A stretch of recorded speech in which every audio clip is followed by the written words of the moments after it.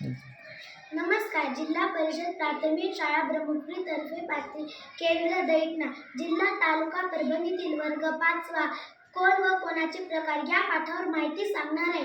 धन्यवाद. नमस्कार विद्यार्थी मित्रांनो, कोण व कोणाचे 7 प्रकार पडतात ते सादर करण्यासाठी माझा ग्रुप येत आहे. धन्यवाद. नमस्कार, मी आहे शून्य कोण. माझे माप 0 अंश असते म्हणून मला शून्य कोण असे म्हणतात. धन्यवाद.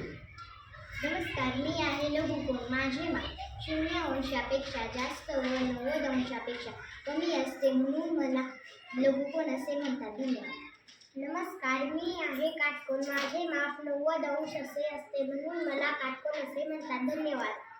नमस्कार. मी आहे विशाल कोण. माझे माप 90 अंशापेक्षा जास्त व 180 अंशापेक्षा कमी असते म्हणून मला विशाल कोण असे म्हणतात. धन्यवाद. नमस्कार. मी आहे सरळ कोण.